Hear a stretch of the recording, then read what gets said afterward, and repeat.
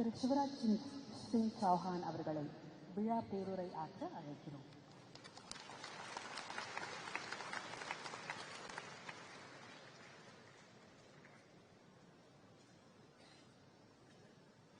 Mama will प्रणामम N भांजे भांजे गुलुक्कू N एनवान सगोदर सगोदरी गलुक्कुम व्यवसाय गलुक्कुम एन बड़क्कम.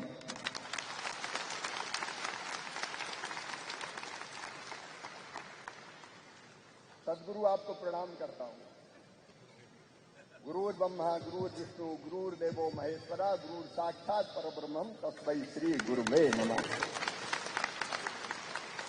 हिंदी में कहते हैं गुरु गोविंद दोऊ खड़े काके लागू पाए बलिहारी गुरु आपकी गोविंदियो बताए. परम सिद्धे सदगुरु जिनके इस कैंपस में आज हम बैठे हैं, मेरे परम मित्र लोकसभा के पूर्व deputy speaker doctor N Thambi Durai ji, member of parliament Lok Sabha आदरणीय के गोपीनाथ जी, होसुर के एमएलए श्री भाई Prakash ji, ex MLA Shri doctor K M Manoharan, mayor Hosur Shri S Satya ji, Sanjay Khanna ji, Girish Krishnamurthy ji, B Karthikeyan ji और यहां उपस्थित मेरे प्रिय बहनों भाइयों भांजे भांजियों, दोनों हाथ जोड़ के सिर झुका के आपको प्रणाम करता हूं, आपको नमस्कार करता हूं. இந்த விழாவில் முன்னெடுத்து தலைமை தாங்கி நடத்தும் சத்குரு அவர்களுக்கும், மேலும் மேடையில் அமர்ந்திருக்கும் எல்லா அறிஞர் பெருமக்களுக்கும், இந்த விழாவிற்கு வருகை தந்திருக்கும் அனைத்து விவசாய பெருமக்களுக்கும் எனது பணிவான வணக்கத்தை தெரிவித்துக் கொள்வதில் பெருமைப்படுகிறேன். होसुर तो अद्भुत भूमि है. गोपीनाथ जी कभी तेलुगु में बोल रहे थे, कभी तमिल में बोल रहे थे और मुझे कह रहे थे कन्नड़ भी बोली जाती है. ये तमिल तेलुगु और कन्नड़ का त्रिवेणी संगम है. ஓசூர் நகரமானது ஒரு அற்புதமான நகரமாக எனக்கு படுகிறது. கோபிநாத் அவர்கள் தமிழில் பேசுகிறார், கன்னடத்தில் பேசுகிறார், தெலுங்கில் பேசுகிறார். இந்த மூன்று மொழிகளும் சங்கமிக்கும் ஒரு त्रिवेणी संगमமாக எனக்கு இந்த ஓசூர் நகரம் படுகிறது. लेकिन एक और संकल्प मेरे मन में पैदा हुआ है. हर भारतीय को कम से कम एक दक्षिण भारतीय भाषा जरूर सीखनी चाहिए. मैं भी सीखने की पूरी कोशिश करूंगा. இப்பொழுது எனது மனதில் ஒரு எண்ணம் உதிக்கிறது. எல்லா இந்திய நாட்டவருக்கும் நமது தென்னாட்டின் பாஷையை ஒன்றை அறிந்து கொள்வதில் முக்கிய அம்சமாக அது கருதப்பட வேண்டும். என் மனதிலும் அந்த எண்ணம் தோன்றுகிறது. सदगुरु आपको हृदय से धन्यवाद देता हूं. संत केवल वो नहीं होते जो हिमालय की कंदराओं में बैठ के अपने आत्म कल्याण के प्रयास करते हैं. केवल मंदिर में जाके पूजा और आरती करने वाले भी केवल संत नहीं होते.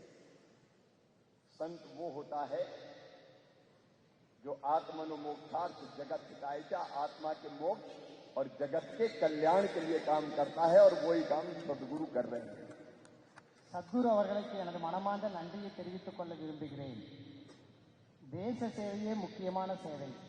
அது கோவில்களில் அமர்ந்து பணிபுரிவதால் மட்டும் நடப்பதல்ல. மக்களுக்கு நாம் சென்று அவர்களுக்காக நாம் பணி செய்வதே உண்மையான தேச சேவை என்று நான் கருதுகிறேன். भारतीय संस्कृति और दर्शन का एक लाइन में अगर मैं कहूं सार क्या है तो वो है एक ही चेतना हम सब में विराजमान है. मनुष्य मात्र में एक ही चेतना है, हम एक हैं. इसलिए हमारे देश में कहा गया है आत्मवत सर्वभूतेषु, सबको अपने जैसा मानो, जियो और जीने दो. और इसलिए हमारे देश में कहा अयम निजम परो व्यक्ति गवना लघु चेताम उदार चरिता नाम तू बसदेव कुटुंबकम, सारी दुनिया ही एक परिवार है. இந்திய பாரம்பரியத்தின் ஒரு முக்கிய கோட்பாட்டை ஒரு வரியில் நான் சொல்வதென்றால் அனைவரும் ஒன்று. அனைத்து உள்ளங்களிலும் அந்த ஒருமித்த கருத்துத்தான் இருக்கிறது. தேவன் ஒருவனே, அதனால்தான் இந்த பெரிய பிரபஞ்சமே ஒரு குடும்பமாக நாம் கருதி செயல்பட வேண்டியது முக்கியமான கருதுகோளாக என்று நான் கருதுகிறேன். वो चेतना हम सब में है, तो हम सब एक हैं। कोई ईर्ष्या नहीं, कोई द्वेष नहीं, कोई भेदभाव नहीं, एक ही पिता की संतान है हम। लेकिन वो चेतना केवल मनुष्य मात्र में नहीं है, वो चेतना प्राणियों में भी है, पशु पक्षियों में, कीट पतंगों में, और केवल इतना ही नहीं, पेड़ पौधों में भी वही चेतना है। नदियों, समुद्रों, पहाड़ों में, ग्रह, नक्षत्र, तारों में बस एक ही चेतना है। हम सब एक ही चेतना के अंग हैं। அந்த இயற்கையான சக்தி என்பது மனித ரூபத்தில் மட்டுமல்ல, பிராணிகளிடத்திலும் இருக்கிறது, தாவர ஜந்துக்களிலும் இருக்கிறது. அத்தனை ரூபத்திலும் அடிப்படையாக இருக்கும் அந்த சக்தியைத்தான் நாம் போற்றப்பட வேண்டி இருக்கிறது. அந்த ஒரு சக்தி தான் எல்லா மனிதர்களிடத்திலும் பிராணிகளிடத்திலும் ஒரே சக்தியாக விளங்குகிறது, ஒரே ரூபமாக விளங்குகிறது. அதை போற்ற வேண்டியது நமது கடமை. और इसलिए हमने नदियों को केवल जलवाहिका नहीं माना, हमने मां माना है। गंगा, सिंधु, कावेरी, यमुना, सरस्वती, रेवा, महानदी, गोदा, ब्रह्मपुत्र, पुनात्मन, ये पवित्र माताएं हैं हमारी. உங்களுக்கு தெரிந்தது போலவே நாம் எல்லா நதிகளிலும் நமது தாய்மார்களைப் போலவே நாம் கருதுகிறோம். நமது அன்னை ரூபத்தில் அவரை வழிபடுகிறோம். காவேரி, கங்கா, பிரம்மபுத்திரா எல்லா நதிகளுக்கும் நமக்கு அன்னை ரூபத்தில் நாம் வழிபடுவது நமது தேசத்தின் பாரம்பரியமாகும். इसलिए हमने नदियों की भी पूजा की, लेकिन हमने पेड़ों में भी वही चेतना देखी, इसलिए हमने पेड़ों की पूजा भी की. पीपल, बरगद, केला, नारियल, ये केवल वृक्ष नहीं है, इनकी हम पूजा करते हैं. और इसलिए करते हैं कि यही तो हमें जिंदगी देते हैं, जीवन देते हैं. पेड़ हमें ऑक्सीजन देते हैं, जिससे हम जिंदा रहते हैं. अगर पेड़ नहीं होंगे तो हम भी नहीं होंगे. நதிகளை நாம் எப்படி தெய்வமாக வழிபடுகிறோமோ அதே போல்தான் நாம் மரங்களையும் தெய்வமாக வழிபடுகிறோம். ஏனென்றால் மரம் நமக்கு பழம் தருகிறது, காய் தருகிறது, கனி தருகிறது. அது மட்டுமல்ல, நமது உயிர் பிராணவாயு கூட மரம்தான் நமக்கு தருகிறது. அதனால்தான் மரம் இருந்தால் நாம் இருப்போம், மரம் மறிந்தால் நாமும் மறித்து விடுவோம். அவை நமது வாழ்க்கையில் முக்கியமான பங்கை ஆற்றுகின்றன, நதியும் மரங்களும். और पेड़ से ही नदियां, पेड़ हमें जीवन भी देते हैं और पेड़ हमें नदी भी देते हैं. ये कावेरी किसी ग्लेशियर से नहीं निकलती. कावेरी तो वर्षा जल को जो बरसात में आता है, बड़े पेड़ इसको अवशोषित करते हैं और बाद में बूंद बूंद के वो पानी झरता रहता है और वही कावेरी बनता है, वही नर्मदा बनता है. वृक्ष है तो कावेरी है, वृक्ष है तो नर्मदा है. அதே மரங்கள் தான் நமக்கு மலை ரூபத்தில் நமது நீராதாரத்திற்கும் ஆதாரமாக விளங்குகின்றன. காவேரி, நர்மதா போன்ற நதிகள் எல்லாம் மரங்களின் மூலமாகவே, மரங்களின் காரணமாகவே மேகமாக சென்று மழையாக பொழிந்து நமது வாழ்வை வளம் அளிக்கின்றன. எனவே மரங்கள் இருந்தால் நதிகள் இருக்கும், நதிகள் இருந்தால் நாம் இருப்போம். कावेरी पूरे दक्षिण भारत की जीवन रेखा है. बिना कावेरी के यहां हम जी नहीं सकते. हमारी खेती, हमारे पीने का पानी, सिंचाई का जल, हम अवलंबित है कावेरी पर. और इसलिए आज यही कावेरी हमें पुकार रही है. काली कावेरी, कावेरी काली हमें पुकार रही है, मुझे बचाओ. अगर मैं नहीं रही तो तुम कहां रहोगे. காவேரி நமது தென்னாட்டின் முக்கிய நதியாக, உயிர் நாடியாக விளங்குகின்றது. காவேரி இருந்தால் இந்த தென்னாடு செழிக்கும். அதனால் தான் சத்குருவின் வழிகாட்டலில் காவேரி கூக்குரல் இயக்கம் பேர் இயக்கமாக இன்று விளங்கி வருகிறது. அந்த காவேரியை காப்பாற்றுவது நமது ஒவ்வொருவரின் உயிர் மூச்சாக நாம் இருக்க வேண்டும். और कावेरी को बचाने का तरीका जो हमें सदगुरु ने बताया है कि हम दोनों तटों पर कावेरी के अगर व्यापक पैमाने पर हार्टिकल्चर की खेती करना शुरू कर दें, ट्री बेस्ड एग्रीकल्चर, पेड़ अगर दोनों तटों पर लगे, किसान अपनी जमीन में पेड़ लगाए, फलदार पेड़, और पेड़ व्यवसायिक रूप से भी उपयोगी है. टीक वुड हो, चंदन की लकड़ी हो, अगर ये पेड़ लगे तो पेड़ फल भी देंगे, पेड़ जल भी देंगे, पेड़ नदी को जिंदा भी रखेंगे. அத்தகைய காவேரியை நாம் காப்பாற்ற வேண்டும் என்ற சத்குருவின் வழிகாட்டலின் காரணமாக அந்த காவேரி நதியின் இரு கரைகளிலும் மரங்களை வளர்த்து மரம் சார்ந்த விவசாயத்தை நாம் முன்னேற்ற வேண்டும் என்று சத்குரு நமக்கு வழிகாட்டினார். அந்த காவேரியின் காரணமாக இருபுறங்களிலும் மரம் வளர்ப்பதால் அந்த மரங்கள் நமக்கு கனி தரும், நமது மண்ணை காப்பாற்றும். அது ஒரு உத்வேகமான இயக்கமாக இந்த தென்னாட்டை காக்கும் என்பதில் எந்தவித சந்தேகமும் இல்லை. सदगुरु मैं आपको बारंबार प्रणाम करता हूं। एक ऐसे कॉज के लिए आप काम कर रहे हैं जो पूरी दुनिया की दिशा बदल देगा। और कावेरी कालिंग अभियान अब सफल हो रहा है, जैसे मेरे पूर्व वक्ता बता रहे हैं। किसान अब हॉर्टिकल्चर की खेती कर रहे हैं, ट्री बेस्ड एग्रीकल्चर की तरफ बढ़ रहे हैं, उनकी इनकम भी कई गुना बढ़ रही है। इसके प्रमाण और उदाहरण मैंने यही सुने हैं। आज सारे देश के किसानों को मौसर की इस पवित्र धरती से मैं कहना चाहता हूं, आइए ट्री बेस्ड एग्रीकल्चर की तरफ। अपनी पूरी जमीन में पेड़ मत लगाइए, लेकिन जमीन के एक हिस्से में पेड़ जरूर लगाइए। சத்குரு அவர்களின் வழிகாட்டுதல் படி இப்பொழுது மரம் சார்ந்த விவசாயத்தை அனைத்து விவசாயிகளும் முன்னெடுத்து வருகிறார்கள். சற்று நேரம் முன்பு அவருடைய வெற்றி கதைகளை நான் கண்டேன். அவை அனைத்தும் முக்கியமாக மரம் சார்ந்த விவசாயம், தோட்டக்கலைத்துறை சார்ந்த விவசாயம், விவசாயிகளை முன்னெடுத்து செல்லும் என்பதில் சத்குரு வழிகாட்டுதலோடு எனக்கு எல்லளவும் சந்தேகம் இல்லை. पेड़ होंगे तो ऑक्सीजन होगी, पेड़ होंगे तो पानी होगा, पेड़ होंगे तो जमीन ज्यादा उपजाऊ बनेगी, पेड़ होंगे तो सॉइल इरोजन नहीं होगा, मिट्टी कट कट के नहीं बहेगी। मतलब पेड़ होंगे तो अच्छी खेती होगी, पेड़ होंगे तो जिंदगी होगी। மரம் இருந்தால் நமக்கு பலவாறு பயன்கள் கிடைக்கின்றன. மண்ணை உறுதியாக இடுக்கி பிடித்துக் கொள்வதில் மரம் பயனாற்றுகிறது. நமது பல்வேறு பழங்களை கொடுக்கிறது. அது ஆக்சிஜனை நமக்கு கொடுக்கிறது. மரம் இருந்தால் மட்டுமே நமது உயிர் வாழ்க்கை இந்த பூவுலகில் சாத்தியமாகும். और इसलिए मैं सबको आह्वान करता हूं कि इस खेती की तरफ हम बढ़ें, लेकिन मैं केवल भाषण देने नहीं आया सभी, मैं आपसे गाइडेंस लेने भी आया हूं। एग्रो फॉरेस्ट्री हमारी एक डिवीजन है एग्रीकल्चर की, लेकिन जब फॉरेस्ट आ जाता है वहां पर एग्रीकल्चर नहीं रहती। फॉरेस्ट का अफसर आ जाता है, रेंजर डेंजर बन जाता है, खेती दूबर हो जाती है, पेड़ की कटाई हो नहीं सकती और हमारा पर्पज डिफीट हो जाता है। और इसलिए एग्रो फॉरेस्ट्री नहीं, आपने कहा ट्री बेस्ड एग्रीकल्चर, इस पर भारत सरकार पूरी गंभीरता के साथ विचार करेगी और उचित और योग्य फैसला लेगी। சத்குரு அவர்களே, நான் இங்கு பெரும் பேச்சை கொடுப்பதற்காக மட்டும் வரவில்லை.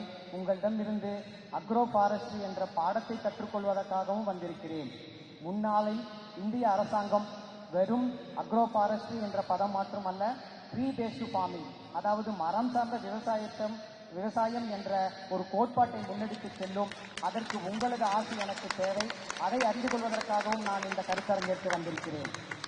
सदगुरु में एक डेलीगेशन को आमंत्रित करता हूं मेरे मंत्रालय, आपके मंत्रालय, देश के मंत्रालय एग्रीकल्चर में, वो आए, अपने एक्सपीरियंस शेयर करें, हमको गाइड करें। आपको भी आपके लिए आपसे गाइडेंस के लिए मैं स्वयं आ जाऊंगा, या आप दिल्ली पधारेंगे तो मैं वहां भी आपका स्वागत करूंगा। अब तक के जो एक्सपीरियंस है उनसे सीख लेके, सबक लेके हम आगे ट्री बेस्ड एग्रीकल्चर की नीति बनाने का काम करेंगे। एक छोटे से डेलीगेशन को आप जरूर भेजिएगा। चिंतन शिविर हम करने वाले हैं एग्रीकल्चर का, उसमें वो पधारे। मैं फॉर्मली इन्विटेशन भी भेज रहा हूं।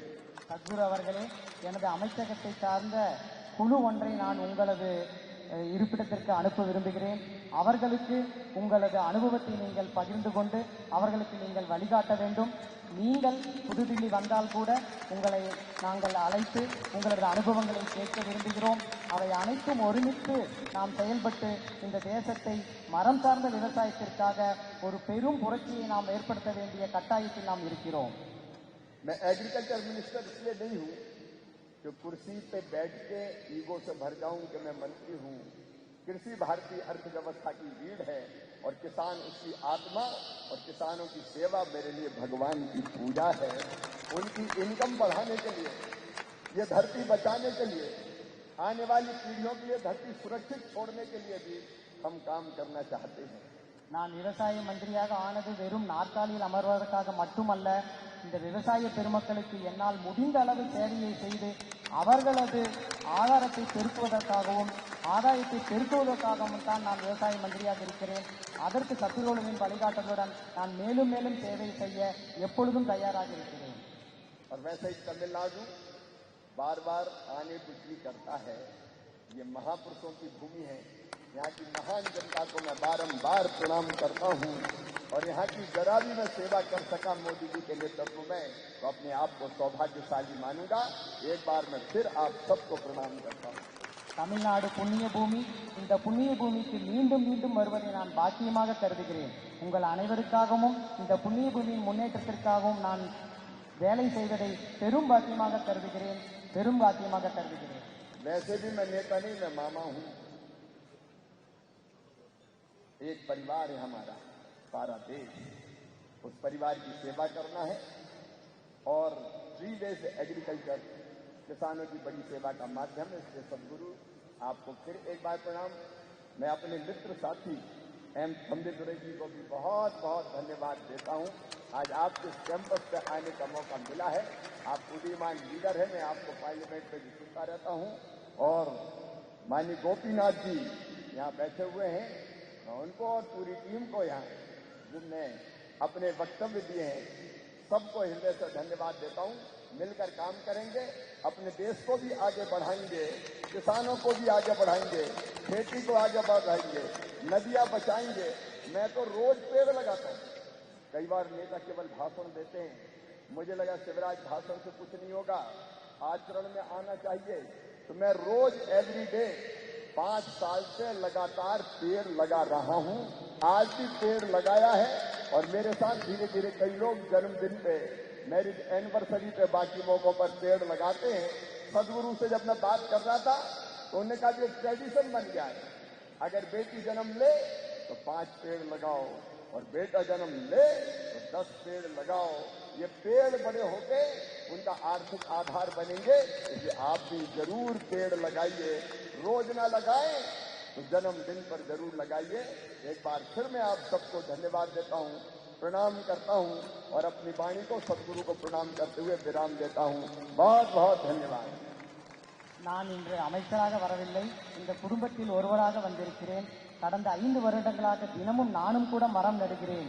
ஒரு குழந்தை பிறந்தால் 5 முதல் 10 மரங்களை நாம் நட வேண்டும் என்று நான் உறுதி எடுத்திருக்கிறேன்.